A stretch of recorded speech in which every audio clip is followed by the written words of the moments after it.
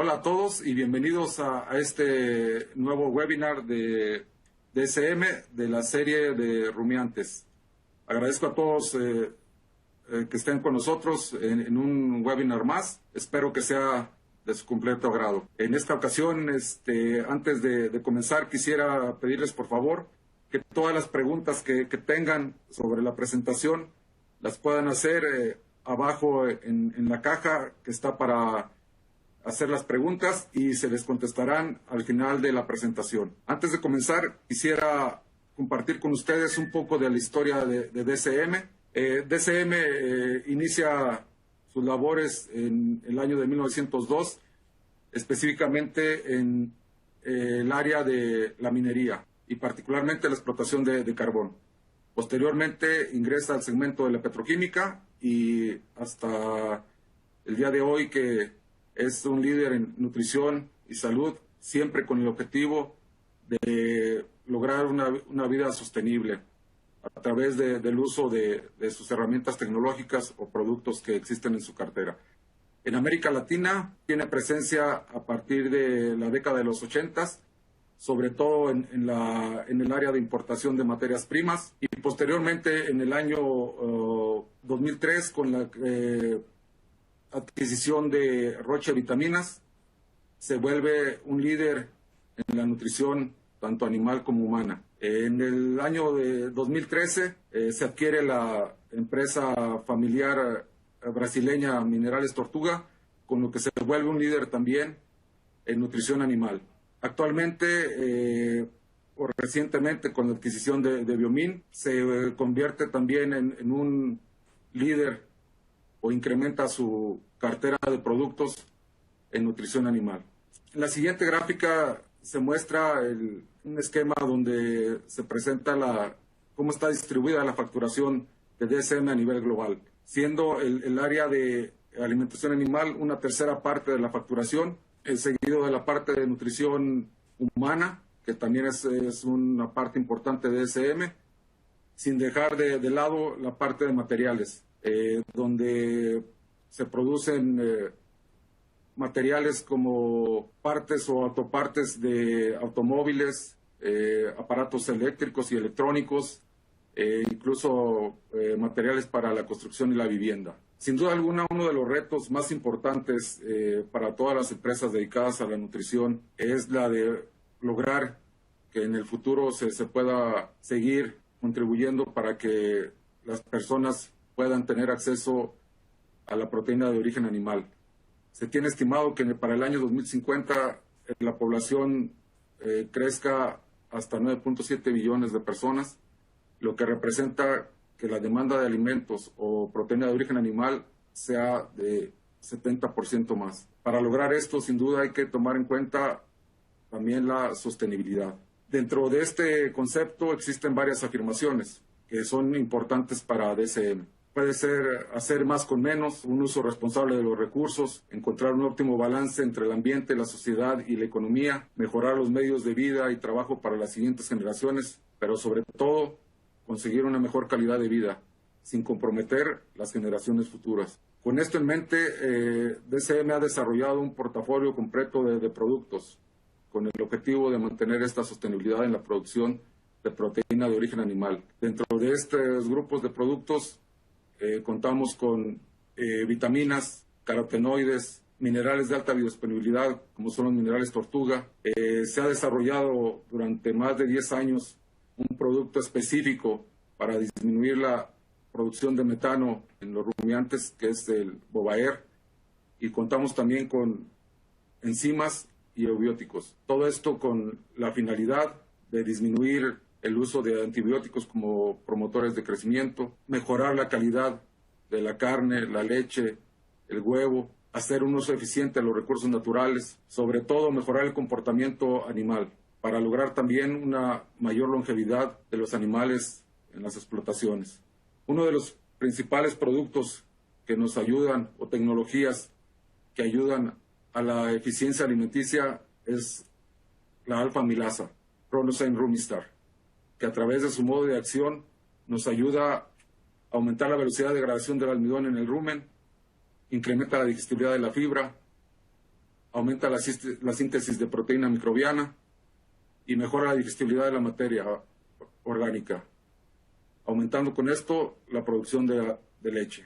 En un estudio de más de 12, 15 estudios que ya hay a nivel global y de investigación con Rumistar, se encontró que la digestibilidad tanto de la materia seca como de la fibra detergente neutro, el almidón e incluso la proteína cruda incrementaron de manera significativa, logrando con esto un incremento en la producción de leche y sobre todo mejorar la eficiencia alimenticia.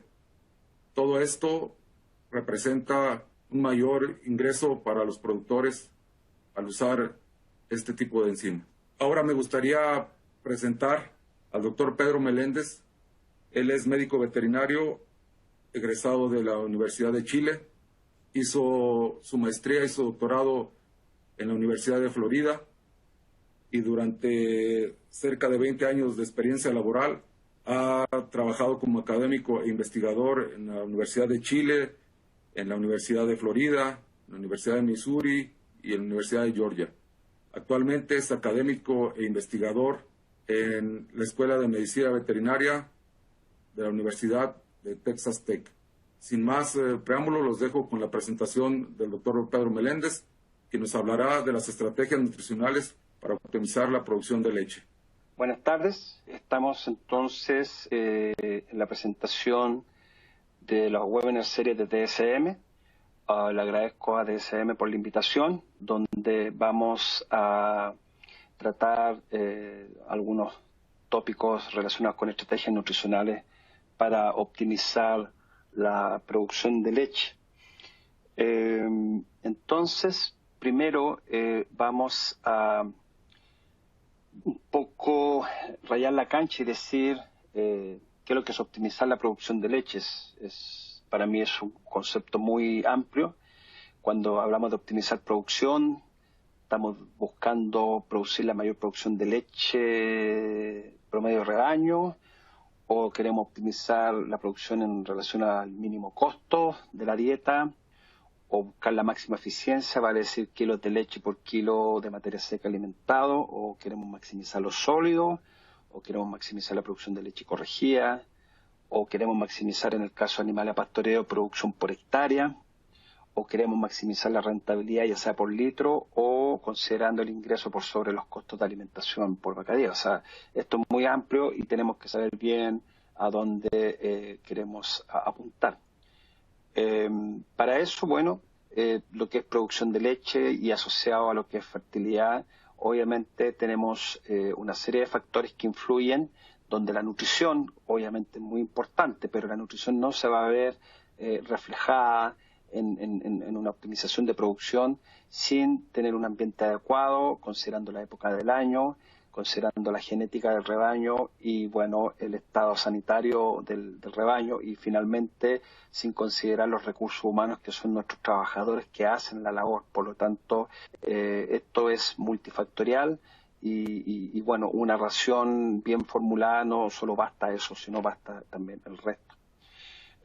Tenemos que entonces primero definir que genéticamente la lactancia está definida por un incremento lento a partir del parto y hace un pic de lactancia, y el primer tercio busca justamente eso, donde el animal empieza a perder condición corporal para apoyar, ¿no es cierto?, la producción de leche. En este primer tercio de lactancia también tenemos una mayor incidencia de problemas clínicos y metabólicos, y por ende también se puede ver afectada la fertilidad. Entonces, cuando buscamos mayor producción y mayor eficiencia reproductiva, bueno, en el ciclo de la vaca tenemos el preparto, incluido el parto y obviamente el posparto, que son los primeros 10 días, donde tenemos el fin del periodo voluntario de espera, queremos optimizar tasa de preñez, pero, bueno, la mayoría de los desórdenes posparto, ¿no es cierto?, de los desórdenes de salud ocurren en estos 10 días posparto, considerando enfermedades metabólicas como la hipocalcemia, hipomagnesemia, también hígado graso, cetosis, desplazamiento lagomaso, y incluyendo retención de membranas fetales, metritis, mastitis, etcétera. Y bueno, esto depende del preparto, ya, y bueno, todo esto va a impactar en el posparto posparto y posterior al posparto y va a afectar, ¿no es cierto?, la tasa de preñez 60-80 días después. Por lo tanto, tenemos que ver que esto es muy importante considerar porque muchas veces estamos en este periodo y no nos acordamos de 80 días atrás qué es lo que ocurrió con el animal y muchas veces buscamos respuestas aquí, el por qué la tasa de preñez no está bien. Sin embargo, la tasa de preñez puede estar baja porque, ¿no es cierto?, podemos haber tenido muchos problemas de tipo posparto, una condición corporal exacerbada de la vaca o un mal manejo preparto. ¿Okay? Para eso el monitoreo es fundamental, ¿no es cierto?, donde obviamente aquí el periodo de transición juega un rol fundamental, porque este periodo de transición que abarca el preparto con el parto y el posparto se caracteriza por tremendos desafíos físicos, metabólicos, inmunitarios y hormonales que la vaca debe experimentar desde la gestación tardía a la lactancia temprana.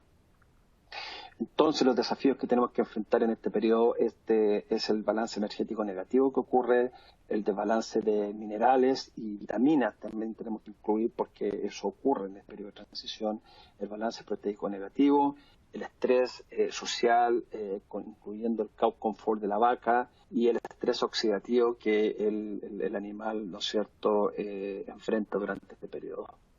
Por lo tanto, estos desórdenes metabólicos que empiezan a aparecer, ¿no es cierto?, van a estar relacionados a una inmunosupresión marcada que puede aparecer y que puede generar problemas de tipo más infeccioso. Entonces, para optimizar lo que es producción de leche en el sentido de definición de lo que ustedes consideran optimizar la producción, requiere de un programa nutricional bien diseñado junto a los otros factores que mencionamos. En este programa nutricional bien diseñado, obviamente lo primero, siempre número uno, va a ser considerar alimentos de óptima calidad, sobre todo lo que se refiere a forrajes. Va a requerir de tener un muestreo rutinario de forrajes para ir viendo cómo estos van evolucionando en el tiempo e ir haciendo las adaptaciones respectivas y obviamente la formulación balanceada utilizando los resultados de estos muestreos rutinarios. También la formulación va a decir, ¿no es cierto?, la dieta que vamos a alimentar, por lo tanto, ojalá cumplamos lo que la formulación dice y tenemos que alimentar lo recomendado. Considerando entonces cómo lo hacemos en términos de hora de entrega y acceso a la comida, considerando espacio lineal de comedero, etcétera. ¿Ya? Pero dentro de esto, obviamente, el cow comfort es fundamental, ¿no es cierto?, el animal tenga, ¿no es cierto?, el bienestar adecuado para que pueda, ¿no es cierto?, comer la mayor cantidad posible. Y finalmente, a pesar de tener todo esto en forma adecuada, en términos de la rentabilidad del sistema, tenemos que considerar minimizar las pérdidas de stock en forma innecesaria que nos incrementan los costos de alimentación, aunque hayamos maximizado producción de leche, pero si perdemos mucho stock, obviamente esto va a ser menos rentable al sistema. Entonces, por ejemplo, hablando de calidad de alimento, bueno, si vamos a estar alimentando este tipo de concentrado, ¿no es cierto?, altamente contaminado con hongo, vean esta soya, o este maíz contaminado con hongo, ¿no es cierto?, y este silo de, ¿no es cierto?, de pradera altamente contaminado, o este silo de maíz, vean la contaminación que tiene, obviamente esto puede significar que vamos a tener, ¿no es cierto?, una mayor contaminación de hongos con micotoxinas a lo mejor, y lo que va a significar pérdidas considerables, ¿ya? Y va a significar, ¿no es cierto?, estar invirtiendo en secuestrantes que obviamente muchas veces no van a poder cubrir, ¿no es cierto?, la defensa si es que las micotoxinas están muy elevadas. Vamos, ejemplo, hicimos un estudio en Chile donde mostramos muchos rebaños tradicionales estabulados con rebaños de pastoreo en el sur de Chile.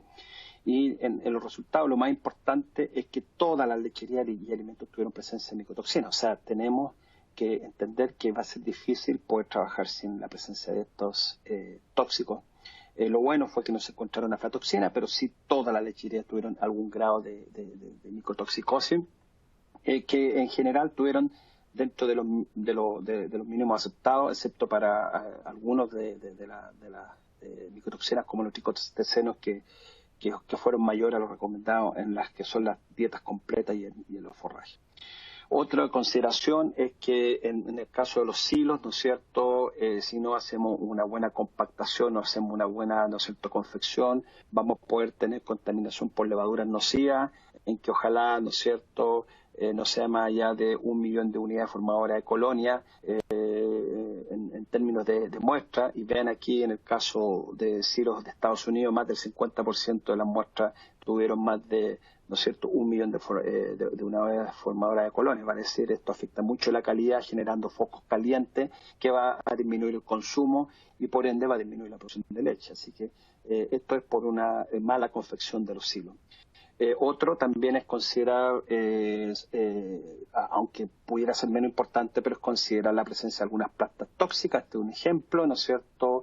En Chile le llamamos chamico, esto es Datura stramonium, ¿no es cierto?, que contamina los maizales, ¿no es cierto?, y si no lo tratamos, bueno, nuestro maíz grano puede estar altamente contaminado con la semilla de Datura stramonium, lo cual es tóxico, y por lo tanto, por no haber hecho una buena preparación de la tierra y una buena preparación en términos de control de plaga, obviamente vamos a tener este tipo de problemas. Por lo tanto, tratemos de evitar al máximo y tengamos y trabajemos con alimentos de calidad, de lo contrario el programa no va a funcionar. Ahora, como el preparto es uno de los factores fundamentales que define el estado del primer tercio de lactancia, tenemos que tener presente que tenemos que trabajar para reducir, por ejemplo, la severidad de la hipocalcemia. Tenemos que prevenir pérdidas de peso, el animal nunca debería perder peso en el periodo de secado, tenemos que adaptar el rumen a dietas más ricas en almidón, tenemos que prevenir movilización grasa y cetosis en forma exacerbada y obviamente prevenir la micotoxicosis. Por lo tanto, dentro de esto la adaptación del rumen es importante, utilizar niveles intermedios de almidón entre 14 y 18% para ir adaptando en forma gradual, ¿no es cierto?, la flora que empieza a fermentar almidón desde la flora que ha estado fermentando la celulosa. Así que requerimos esta transición para lo que es el almidón, de lo contrario vamos a enfrentar problemas de acidosis ruminal, problemas de absceso hepático y todos los, ¿no es cierto?, las condiciones asociadas a lo que es un problema de acidosis. Lo otro que tenemos que saber que tenemos un consumo bajo, ¿no es cierto?, de materia seca en los últimos 2 meses de gestación y este consumo empieza a aumentar en forma lentamente. Sin embargo, como lo vemos aquí, importante que la vaca pare en una buena condición, que no para obesa, pero vemos que aquí el consumo empieza a aumentar lentamente después del parto, a diferencia de que la producción empieza a aumentar en forma abrupta. Por lo tanto, el animal va a requerir movilizar, ¿no es cierto?, grasas para que podamos cubrir esta producción que se anticipa a lo que es el consumo, ¿ya? Pero ojalá esta pérdida no sea más de 0,75 puntos, ¿ya? Después, ¿no es cierto?, el animal ya va a entrar en un balance positivo y va a empezar a recuperar peso porque ya hemos llegado al pic de lactancia, ya viene bajando la curva y el animal empieza a subir su consumo hasta llegar al pic de consumo de alimento y por lo tanto el animal empieza a recuperar peso ya para llegar, ¿no es cierto?, a un estado del último tercio de lactancia con una condición aceptable, 3,25 para poderla secar y ojalá no más de esto para que no empecemos a secar animales obesos que nos va a significar problemas en la siguiente lactancia. ¿Ok? Entonces, un poco para entender la dinámica de el metabolismo energético, considerando el tejido adiposo, como considerando también los carbohidratos como la glucosa, quiero aquí en este diagrama mostrarles qué es lo que ocurre, ¿no es cierto?, con el tejido adiposo, en donde tenemos los triglicéridos que están, ¿no es cierto?, acumulados en los adipocitos. Entonces, cuando se acerca el parto, ¿no es cierto?, empieza a, ¿no es cierto?, a disminuir la glucosa, empieza a disminuir la insulina, empieza a aumentar el glucagón y la epinefrina por el estrés, se activa la hormona, la lipasa hormonosensitiva, la cual, ¿no es cierto?, va a generar que se liberen estos ácidos grasos, ¿no es cierto?, que están en los triglicéridos, y que van a ir a la sangre, como los famosos conocidos ácidos grasos no esterificados, NIFA. Estos NIFA van a ir por la sangre, tanto a la glándula mamaria, aportar a la grasa de la leche, como al hígado, donde van a ser, ¿no es cierto?, utilizados. Y dependiendo del nivel de glucosa, ¿no es cierto?, si es normal, estos NIFA, ¿no es cierto?, se van a volver a reesterificar en un triglicérido en el hígado, ya, el cual, ¿no es cierto?, va a ser exportado en forma de lipoproteínas de muy baja densidad, las cuales también van a poder ir a la glándula mamaria. ¿Okay? Sin embargo, cuando tenemos obesidad y tenemos estrés, el animal, ¿no es cierto?, va a captar mucho NIFA, va a haber mucho NIFA circulante y por ende, ¿no es cierto?, se puede desarrollar el famoso hígado graso que nos puede llevar incluso hasta la muerte del animal. Por otro lado, cuando la glucosa está baja, porque tenemos que la glucosa, ¿no es cierto?, se va a la glándula mamaria para aportar, ¿no es cierto?, el azúcar necesario para poder sintetizar la leche. Vemos que la glucosa, ¿no es cierto?, el animal bloquea la entrada de glucosa al hígado y al músculo, hace un estado de insulinoresistencia temporal, para evitar que la glucosa entre al hígado y al músculo y así tener más glucosa para que vaya a la glándula mamaria. De esa manera la glucosa va a bajar en el hígado, se va a empezar a oxidar estos ácidos grasos y van a llegar a acetil-CoA, el cual va a estar, ¿no es cierto?, apto para poder entrar al ciclo de Krebs dando energía. Sin embargo, cuando la glucosa baja mucho, ¿no es cierto?, producto de esta gran cantidad de glucosa que va a ir a la glándula mamaria, el animal no va a ser capaz de poder terminar, ¿no es cierto?, la oxidación del acetil-CoA en el ciclo de Krebs y por ende va a ir a la formación de cuerpos cetónicos. ¿Okay? Entonces, bueno, una de las formas de poder evaluar el estatus energético es medir justamente estos NIFA en sangre o estos cuerpos cetónicos en sangre. Vemos que medir NIFA hoy día tiene un costo del orden de 4 o 6 dólares a través de métodos de ELISA y el beta-hidroxibutirato tiene un costo del orden de 2 dólares, ¿no es cierto?, aproximadamente, tanto un ELISA como también lo podemos medir en leche en sangre. Por ejemplo, medición de cuerpo cetónico en orina, no es beta-hidroxibutirato, acetoacetato, pero lo podemos medir en orina, es semi-cuantitativo. Podemos medir también beta-hidroxibutirato en leche, que también es un sistema semi-cuantitativo. Y lo que más recomiendo son estos medidores portátiles, ¿no es cierto?, que podemos medir tanto glucosa como cuerpo cetónico y me va a dar un valor cuantitativo de, ¿no es cierto?, los beta-hidroxibutiratos. Lo importante es saber cómo interpretamos esto y lo que se recomienda es que en el preparto, ¿no es cierto?, midamos NIFA y en el posparto midamos beta-hidroxibutirato. ¿Ya? En el preparto, bueno, lo importante es mostrar 15 animales preparto y mostrar 15 animales posparto. Entonces, en el preparto, si de los 15 animales, 2 a 3 animales o más me salen con cantidades de más de 0,3 miliequivalentes por litro de NIFA, significa que estos animales van a estar en riesgo de desarrollar, ¿no es cierto?, más enfermedades, de tener una menor tasa de preñez y de producir menos leche después. ¿Ok?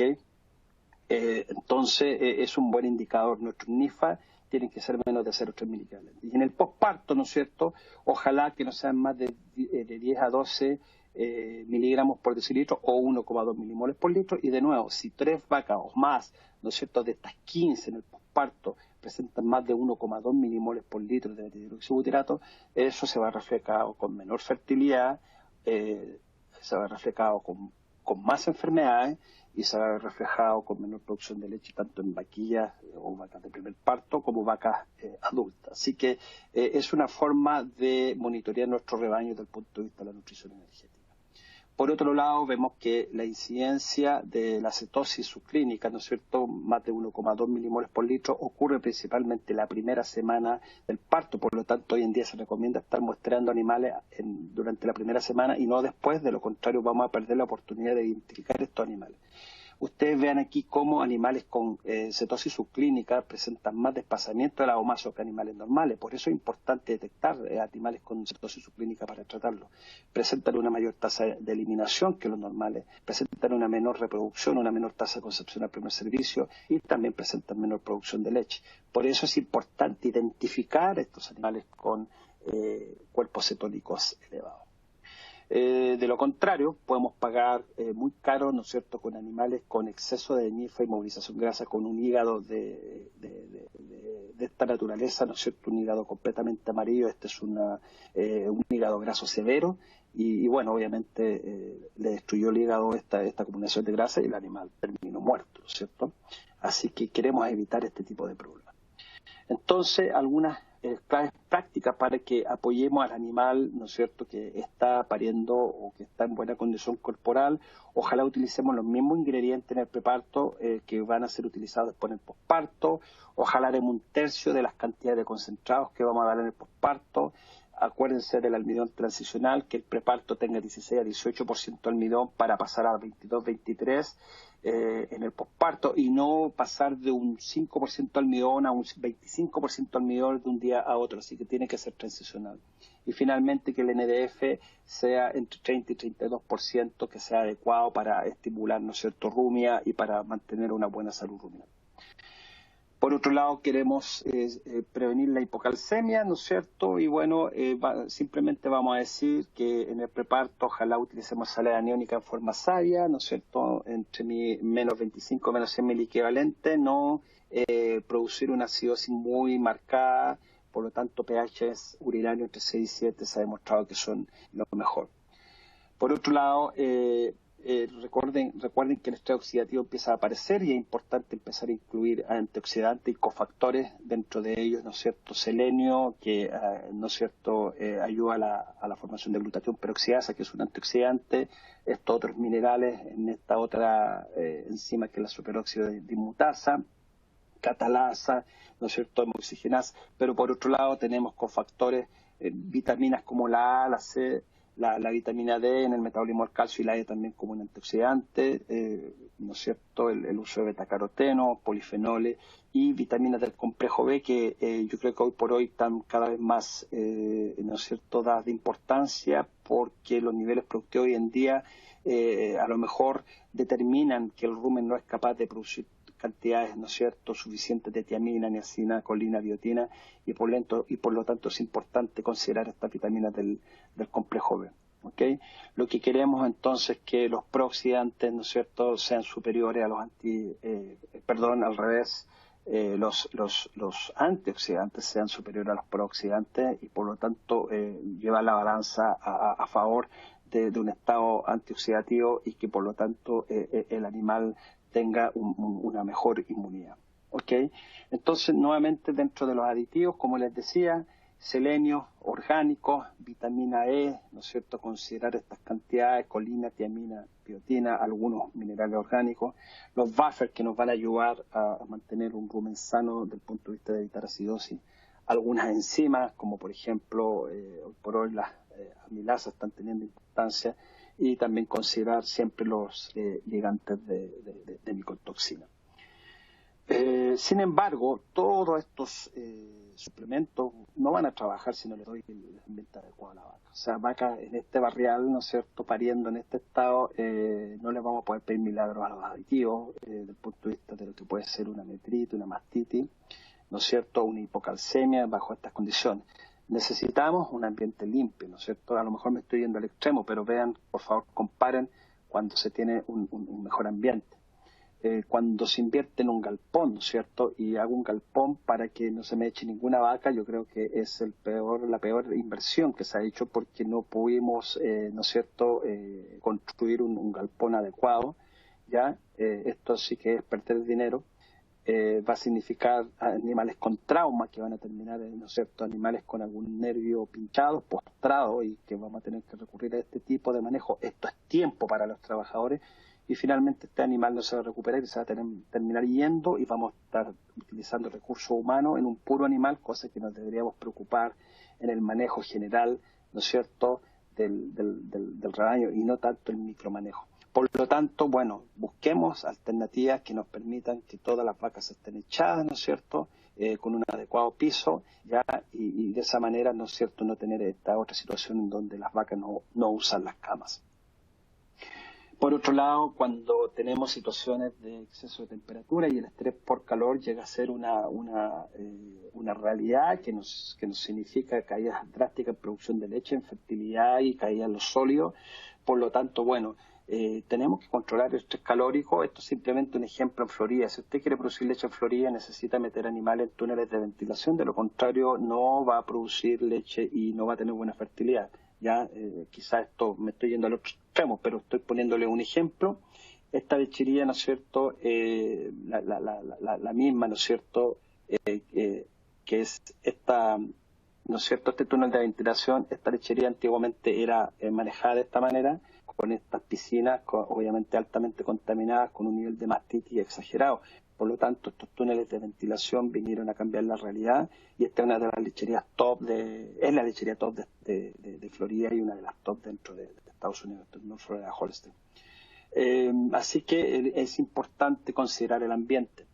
Yendo ahora al tema más de tipo nutricional, bueno, tenemos que ver que cuando trabajamos con los alimentos, vamos a trabajar con algún sistema o modelo nutricional que nos permita formular y nos permita dar lo que realmente el animal requiera. Hoy por hoy lo que lo lleva es el modelo CNSPS o Cornell Net Carbohydrate and Protein System, ¿no es cierto?, que es el que se utiliza, ¿no es cierto?, en varias versiones de algunos software computacionales para formulación.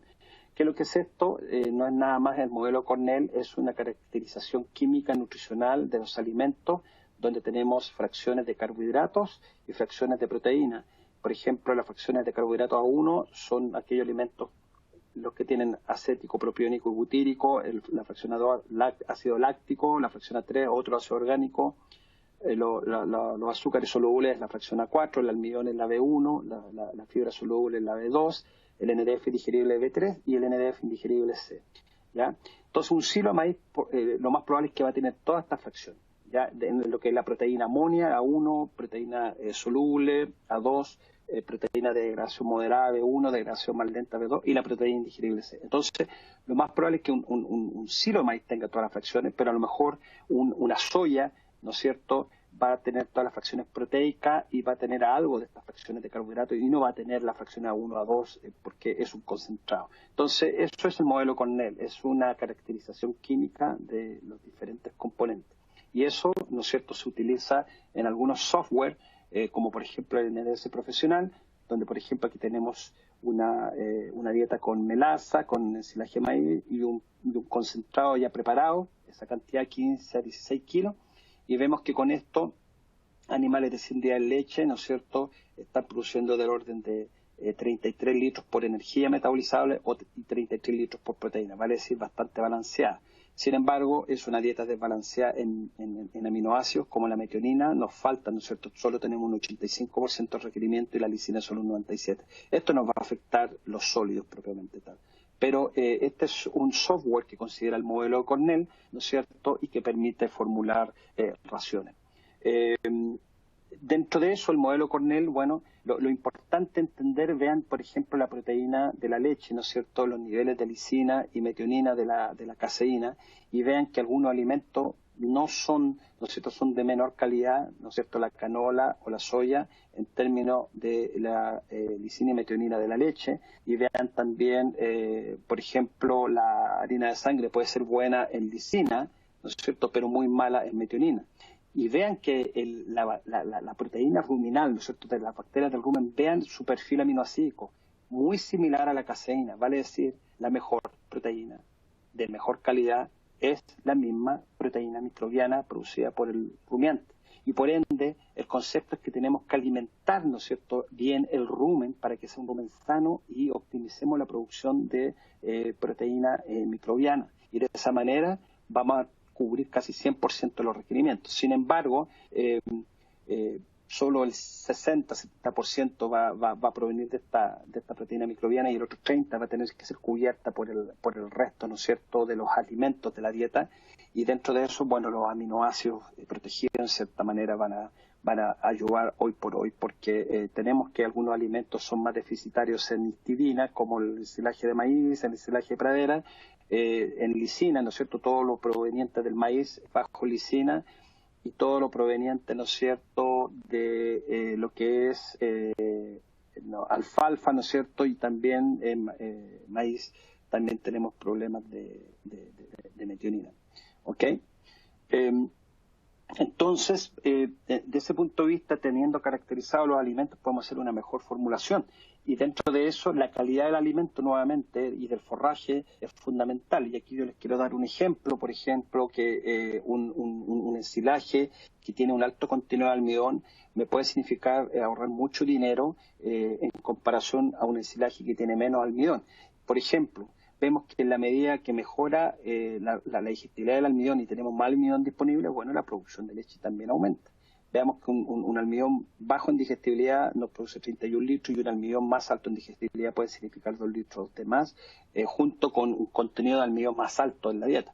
Entonces, como ejemplo, en una dieta formulada con un silo de maíz que tiene un 32% almidón, con un costo de $7,07, vean que si mi silo de maíz en vez de 32% tiene 35% de almidón, vale decir 3 puntos más, me va a permitir, ¿no es cierto?, formular una dieta que es más barata, 6,99, ¿no es cierto?, dólares por vaca día, lo que equivale a un ahorro de 0,08 dólares u 8 centavos. Si ustedes ven que esto lo multiplicamos por un rebaño de 1.500 vacas en un periodo de un año, vamos a ver que esto me significa un ahorro de cerca de $44,000 cuando mi silo es de mejor calidad en almidón en relación a otro. Entonces, la calidad del forraje es fundamental y aquí tienen el mejor ejemplo. ¿Ok? En otra perspectiva, queremos también considerar que algunos aditivos, ¿no es cierto?, pueden ayudarnos también a generar una optimización en la producción de leche. Dentro de eso, el producto de DSM Rumiestar, ¿no es cierto? Quiero compartir con usted un poco datos de investigación y cómo el NDS lo utiliza, donde esta enzima, ¿no es cierto?, no solo incrementa producción, sino también puede ayudar a cambios aceptables de consumo de materia seca, mejores sólidos, va a depender del estado de lactancia y de la condición corporal, pero lo más importante es que esta enzima se va ¿no es cierto?, a relacionar a la interacción que existe entre el almidón y la cantidad y la calidad de la fibra NDF, vale decir, se ha generado un submodelo donde se analiza, ¿no es cierto?, la tasa de digestión del almidón, que es la fracción B1 del modelo Cornell, y del NDF, que es la fracción B3. Entonces, quiero un poco compartir con ustedes esa información, donde, por ejemplo, vemos que Rumiestar, su mayor efecto ocurre en dietas con un 14 a 23% de almidón. Cuando las dietas son bajas en almidón, el efecto es menor, y cuando son más altas llega un plató en que prácticamente ya no tenemos efecto en el caso del uso de Rumiestar. Por otro lado, tenemos que hacer un ajuste dependiendo de la digestibilidad del almidón. Cuando el almidón es de baja digestibilidad, Rumiestar mantiene su óptimo efecto, pero en la medida que la calidad del almidón mejora, cuando tenemos una tasa de digestión más alta, vemos que tenemos que hacer un ajuste a la baja, porque si el almidón es mejor, obviamente la enzima va a tener menos efecto y por lo tanto tenemos que hacer un ajuste a la baja. Por otro lado, si vemos que aportamos más almidón, hay almidón digerido extra por sobre el valor base, ¿no es cierto? Mientras más almidón digerido habrá más oligosacáridos en el rumen que van a estimular las bacterias fibrolíticas. Entonces, eso significa que cuando hay un almidón, ¿no es cierto?, de mejor digestibilidad, ¿no es cierto?, vamos a empezar a mejorar, ¿no es cierto?, la digestibilidad del NDF, de la fibra. ¿Por qué? Porque las bacterias fibrolíticas van a aumentar su multiplicación y van a fermentar mejor la fibra. Por otro lado, también Rumiestar tenemos que hacer un ajuste dependiendo de la digestibilidad del NDF. Cuando la digestibilidad del NDF es bajo, el efecto Rumiestar es máximo, pero en la medida que mejoramos la calidad de la fibra en forma intrínseca, el efecto de Rumiestar es menor y tenemos que hacer ese ajuste respectivo. En base a eso, bueno, este producto se utiliza en dosis de 13 gramos vaca día como mínimo a 15 y el impacto de esta enzima, ¿no es cierto?, va a ser sobre todo en lo que es la producción de proteína metabolizable, lo que yo les decía. Si estimulamos la multiplicación de los microbios, ¿no es cierto?, porque tenemos un rumen sano con una mayor fibra digerible, obviamente van a multiplicarse mejor los microbios, vamos a tener más proteína metabolizable, por lo tanto, ¿no es cierto?, ese va a ser el efecto, y la energía pudiera ser una limitante, así que tenemos que acompañar ambas cosas. Entonces, aquí un ejemplo, esta es una dieta, ¿no es cierto?, para 45 litros por energía y 45 por proteína, bastante balanceada, con un costo de $7,98 por vaca día, ¿ya? Esa es una dieta propuesta, ¿ya? Y si agregamos Rumiestar 15 gramos por animal día, vemos cómo la producción se nos va casi 2 litros arriba por energía y por proteína. 1,5 litros a 2 litros. Obviamente me sube el costo de la dieta por el costo Rumiestar, pero me sube del orden de 0,13 centavos de dólar. Pero si aumento 1,5 litros y la leche está a 30 centavos, estamos hablando de 0,50 centavos de dólar más en términos de mayor producción en comparación a 0,13 centavos en incremento en costo. Así que ahí tenemos un beneficio. Ahora, la otra forma de ver esto es que ¿qué pasa si al usar Rumiestar quiero mantener producción? En un principio, ¿no es cierto?, dijimos 45 sin Rumiestar, pero ahora con Rumiestar quiero mantener producción y por lo tanto puedo ahorrar bajando algunos insumos, por ejemplo, bajando soya, ¿no es cierto?, y bajando otros productos proteicos que son caros y manteniendo producción, ahora bajo el costo de $7,98 a $7,7 al usar Rumiestar, ¿no es cierto?, y mantener producción. En ese sentido, en términos de ahorro de dinero, dijimos que una dieta para 45 kilos sin Rumiestar nos cuesta $7,98 y una dieta con Rumiestar para la misma producción de 45 kilos nos cuesta $7,7.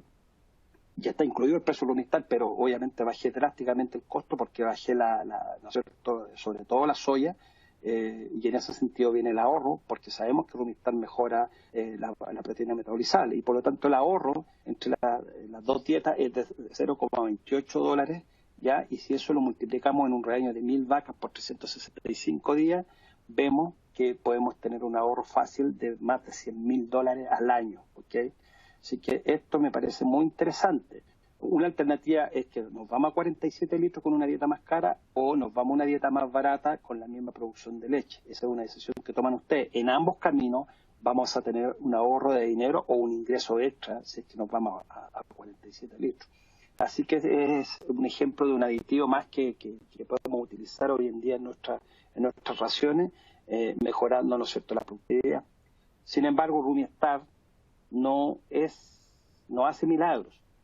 Si usted mantiene pelado el comedero, no le pida a Rumiestar que le solucione el problema. Si el comedero permanece vacío por más de media hora, 1 hora y la vaca comiendo el residual, o si no acercamos la comida, como muestra, ¿no es cierto?, esta diapositiva, olvídese que vamos a poder ver beneficio de la dieta. Por lo tanto, esto es manejo, no es culpa de la dieta, y por lo tanto tenemos que preocuparnos de estar aproximando alimentos en forma constante. Por lo tanto, tenemos que considerar bien el manejo. Y finalmente, desde el punto de vista de haber manejado la ración, de manejar los animales, de tener muy buenos insumos, pero somos pésimos en, ¿no es cierto?, en manejar los stocks de alimentos y donde tenemos muchas pérdidas. Si no minimizamos las pérdidas, nuestros costos por kilo de alimentos van a ser más altos, vamos a tener que comprar más alimentos y por lo tanto vamos a disminuir rentabilidad a pesar de que estemos produciendo muy buena leche.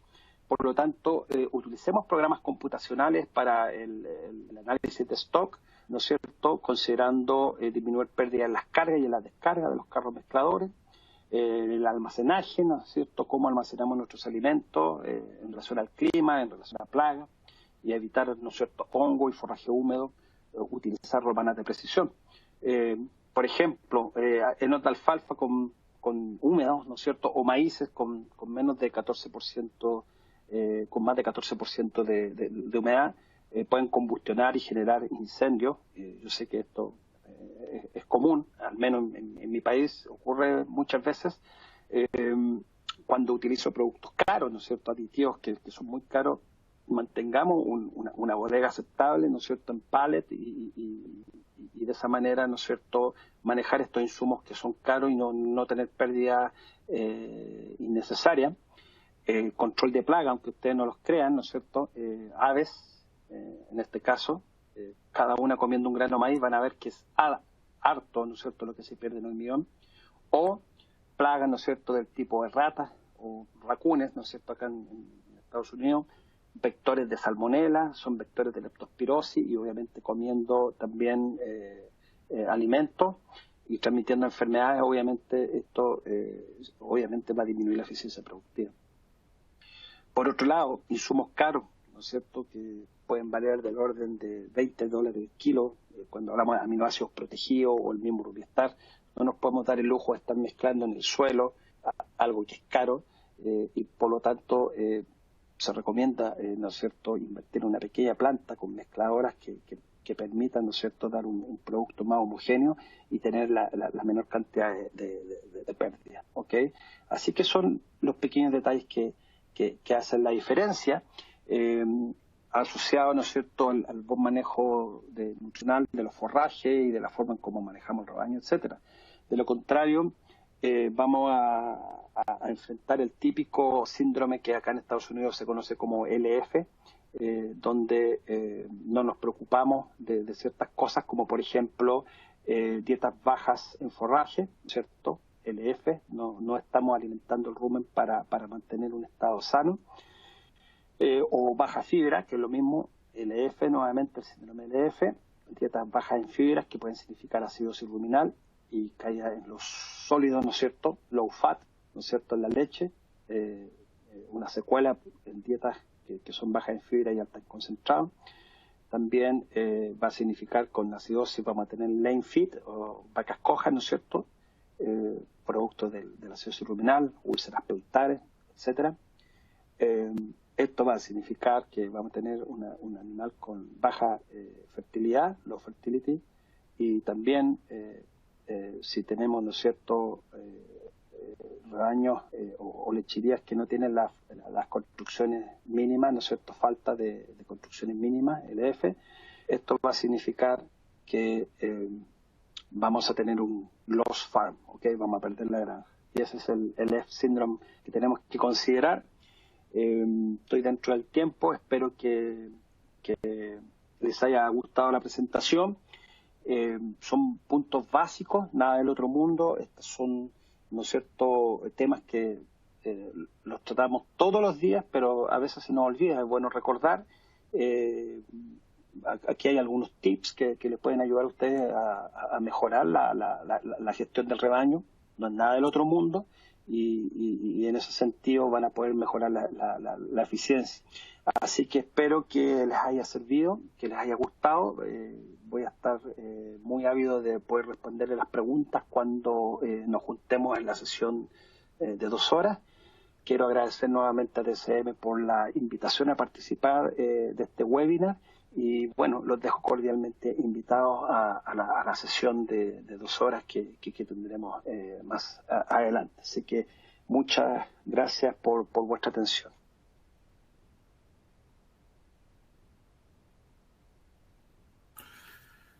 Gracias, doctor Pedro, por su interesante charla, y bueno, vamos a pasar a la sección de preguntas. Ya tenemos varias por aquí en el chat, y vamos a empezar con la primera, doctor Pedro.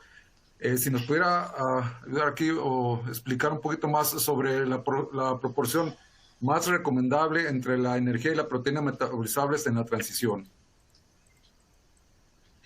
¿Cuál sería la proporción entre proteína y energía más recomendable? No entiendo bien la pregunta, si se refiere a proporción, la relación entre ellas, entre energía. Relación. Bueno, 1:1. Cuando uno hace la dieta, tiene que cubrir los requerimientos de energía metabolizada. Supongamos para 45 litros, tiene que tener una cantidad de energía metabolizable X, pueden ser 2000, podemos hablar del orden de 53, 54 megacalorías de energía metabolizable. Y por otro lado, se requieren de 2000 y tantos gramos de proteína metabolizable para los mismos 45 litros, ¿ya?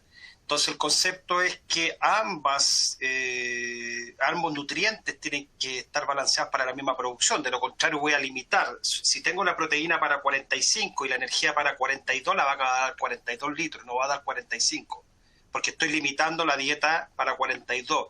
Por lo tanto, cuando yo formulo, tengo que balancear, y esos dos números tienen que ser para la misma cantidad de leche, en este caso para 45. Yo no sé si a eso se refiere la pregunta.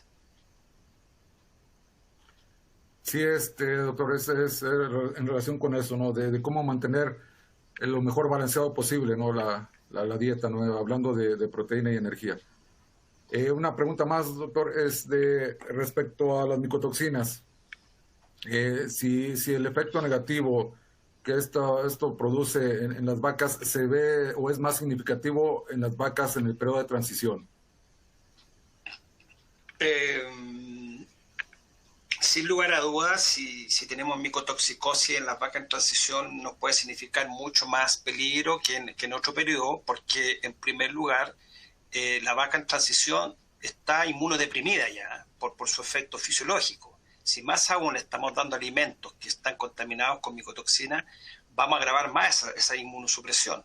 Y por lo tanto ese animal va a estar más apto a adquirir enfermedades del tipo mastitis, metritis, y por ende un animal enfermo en el posparto nos va a acarrear un menor consumo de materia seca, menor producción de leche, menor fertilidad, y vamos a terminar con el F síndrome, que es la pérdida de la granja. Por lo tanto, obviamente micotoxinas en vacas en transición tienen un impacto negativo más marcado a que si fuera en otro tipo de vacas, por ejemplo.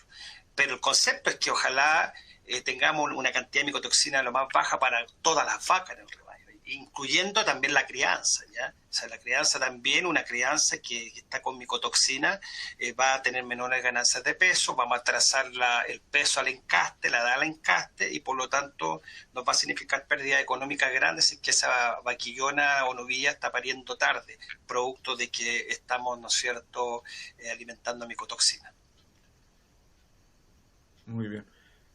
Aquí hay tres preguntas relacionadas con el tema tanto de los ácidos grasos no esterificados y el beta-hidroxibutirato.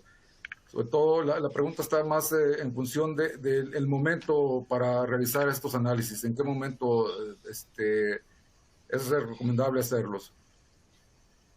Ok, en el caso de los NIFA, ojalá que las vacas, esas 15 vacas que vamos a muestrear, sean lo más cercanas al parto, ojalá la última semana, los últimos 10 días de la gestación, o la última semana antes del parto, tomemos estas 15 vacas. Ahora, si por ese motivo no tenemos esos animales en esa fecha y tenemos vacas más con menores días, y estamos mostrando vacas con 30 días antes de parir, y sin embargo los NIFA están altos, bueno, peor aún es la cosa si es que estamos viendo animales con NIFA un mes antes de parir. Si ya están los NIFA elevados es porque estamos haciendo muy mal manejo incluso de la vaca seca previa, ¿no es cierto?, de la vaca preparto. Pero en general, vacas de 10 a 12 días antes de parir es como lo ideal para los NIFA en el caso del preparto, las 15 vacas. Y en el caso de los beta-hidroxibutirato, ojalá la primera semana. Eso es como lo que vimos. Hoy por hoy la cetosis es mucho más temprana de lo que era antes, de lo que nos enseñaron a usted y a mí. Cuando a mí me enseñaron, la cetosis era a los 21 días típico por la alta producción de leche. Eso ya no existe, esa vaca es diferente hoy en día. Hoy en día la cetosis, la mayor incidencia ocurre la primera semana, así que si yo puedo estar tomando las 15 vacas, ojalá sean de los primeros 7 días postparto, es ideal. Si lo estoy haciendo después, estoy perdiendo una gran oportunidad porque esas vacas ya hicieron cetosis y lo más probable es que ya están hasta con desplazamiento del agomazo. Así que la primera semana postparto serían las vacas para el beta-hidroxibutirato. Ya, en caso, otra pregunta, doctor. En caso de que no se tenga posibilidad de determinar los NEFAs y solo se pueda medir el beta-hidroxibutirato, los valores o hasta dónde podría estar estos valores de beta-hidroxibutirato, no sé si están debajo de 0.6 milimoles, es la pregunta. Si están debajo de 0.6 milimoles, ¿es correcto la concentración? Ese es en el preparto. Ese es en el preparto. Lo que pasa es que, bueno, los estudios de Cornell también, los estudios de Cornell también consideran el beta-hidroxibutirato en el preparto. Entonces, claro, si no estoy midiendo NIFA por una cuestión de costo, porque son más caros, puedo medir beta-hidroxibutirato en el preparto y ojalá el valor de corte no sea más de 0,6, 0,7 milimoles. Sin embargo, no es el mejor indicador. El mejor indicador es NIFA, ¿ya? Prefiero gastar un poco más en 15 vacas, si tengo un rebaño de 1000 vacas, prefiero gastar un poco más y medir NIFAs que gastar menos para predecir algo que me puede significar mayores pérdidas. Por lo tanto, insisto, bueno, si no quiere medir NIFA, bueno, mida beta-hidroxibutirato en el preparto y el valor de corte entre 0,6 y 0,7 milimoles. Y en el caso de vacas postparto, el corte es, según los estudios, 1,2 milimoles, de ahí para arriba. Hay gente que se pone la meta de 1, o sea, el corte lo baja, por lo tanto exige más a la vaca. Sobre 1 empieza a tratar contra la cetosis, en cambio otros consideran 1,2, empiezan recién de ahí para arriba a tratar la cetosis. Pero esa es un poco la idea. Muy bien, doctor.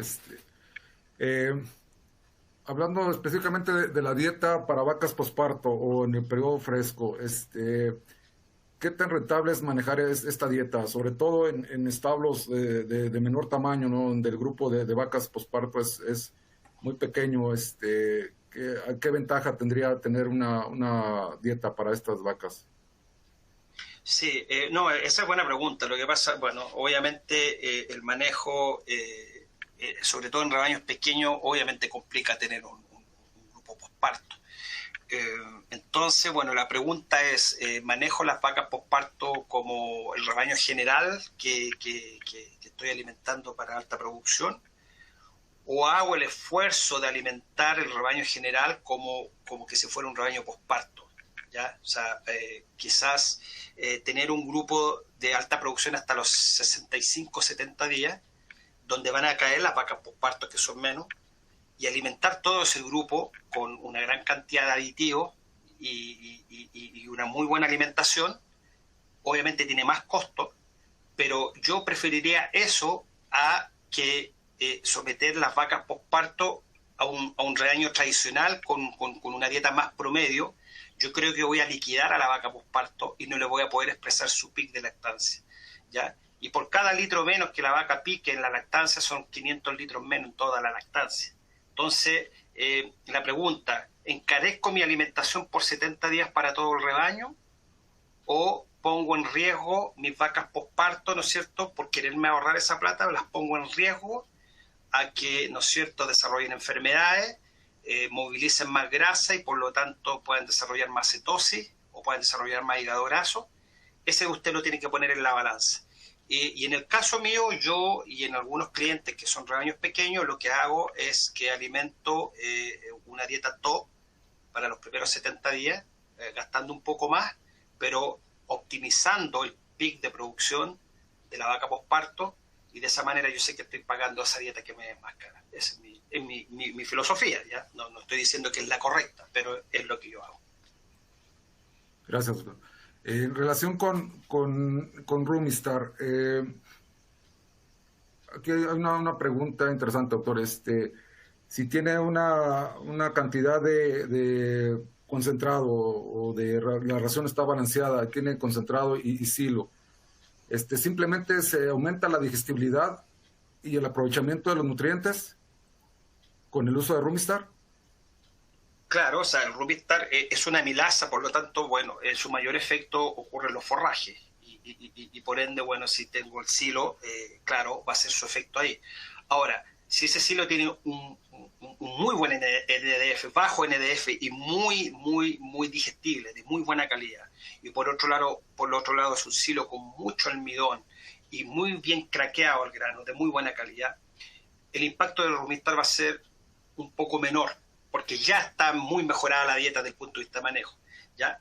Pero si tengo un silo promedio, con un NDF promedio, con una digestibilidad promedio y un almidón promedio, el aplicar Rumistar me va a significar incrementar, ¿no es cierto?, la digestibilidad de ese silo y por ende mejorar la proteína microbiana y por ende mejorar la producción de leche, y en ese caso va a ser muy bienvenido. Y bueno, ¿cuántos producen silos de óptima calidad? Será el top 5%, un 5, un 10% del total, que a lo mejor no amerita utilizar una herramienta tecnológica como Rumistar en ese caso, pero el otro 90%, ¿no es cierto?, y sobre todo ese top 30, 40 que tiene un silo de mala calidad, no porque ellos quieran, sino, les voy a poner un ejemplo. En Chile, mucha gente cosecha, tiene su maíz, ¿no es cierto?, lo riega, etcétera, pero no tiene maquinaria porque es un campo pequeño y por lo tanto arrienda maquinaria y por lo tanto depende del arriendo, ¿ya?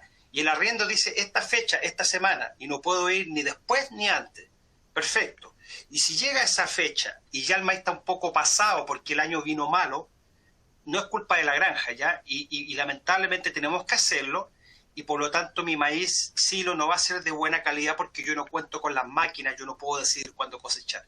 En ese caso, Rumistar va a ser una herramienta muy útil para mí cuando yo dependo de otros y obtengo un producto que es de media calidad, un poco más baja, no me va a ayudar mucho esa herramienta.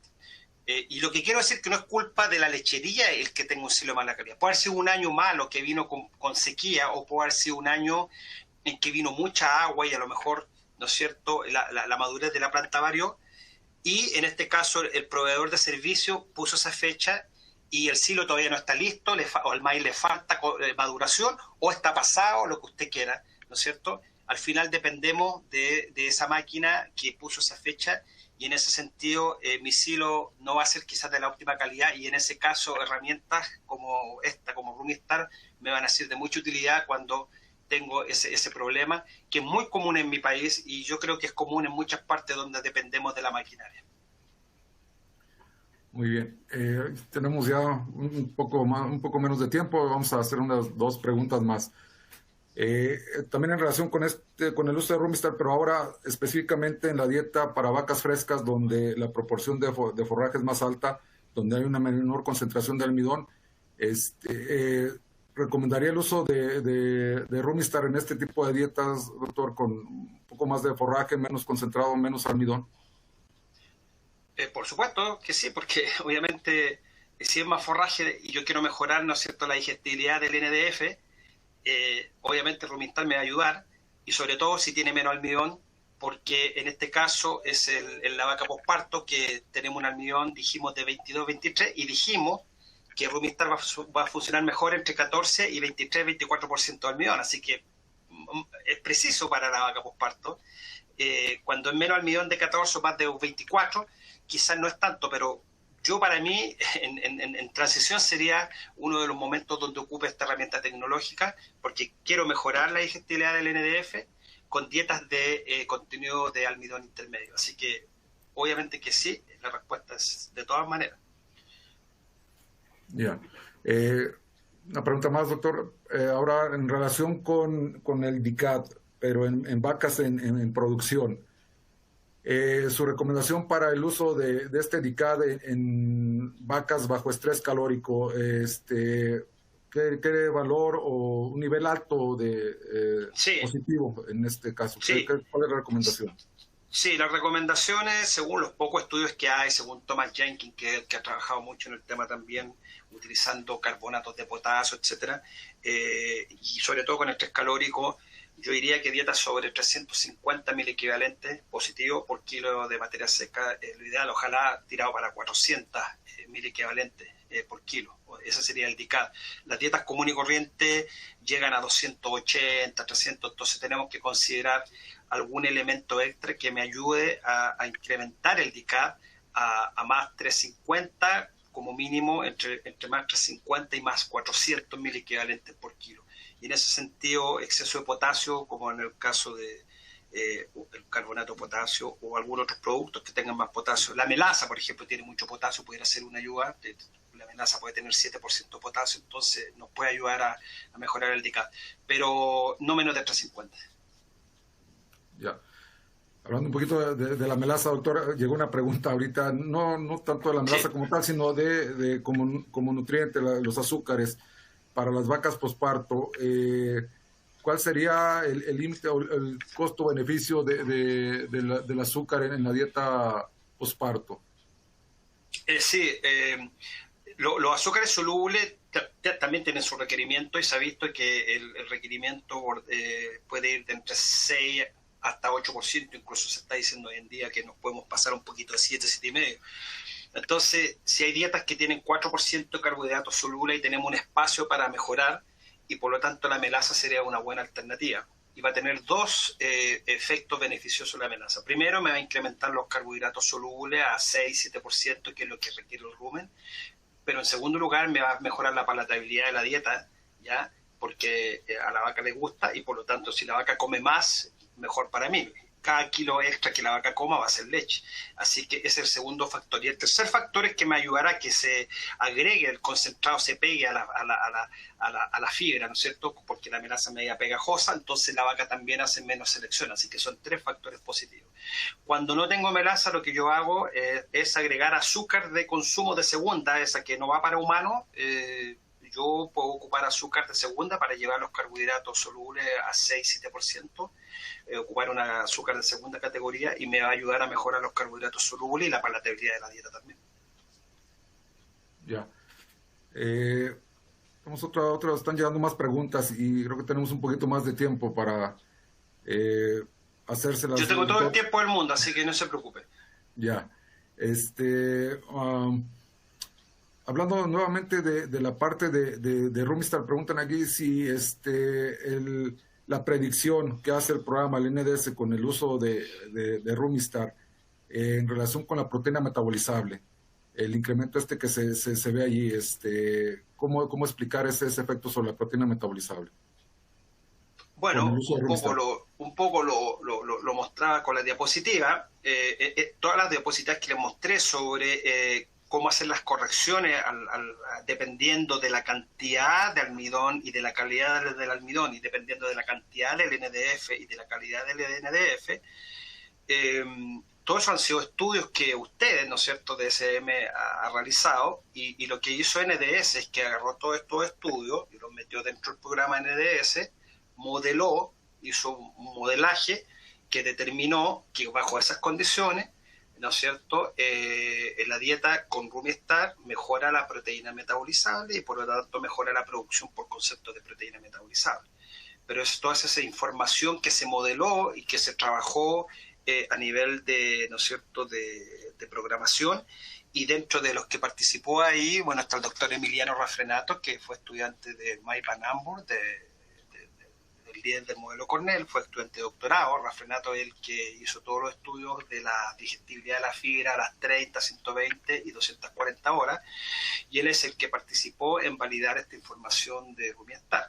Y nuevamente, para resumir, les recuerdo que dietas con almidón entre 14 y 23% es la mejor respuesta de Rumistar, 23 a 24%, hasta 24%, con dietas de NF de digestibilidad intermedia, ¿no es cierto?, a baja, ¿ya? Y cuando tenemos dietas muy ricas con NDF muy fermentable y con almidón muy fermentable, obviamente el impacto Rumistar es menor, pero sigue existiendo.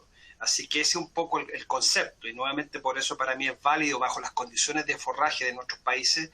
Yo creo que es una muy buena alternativa. Muchas gracias, doctor, por sus respuestas.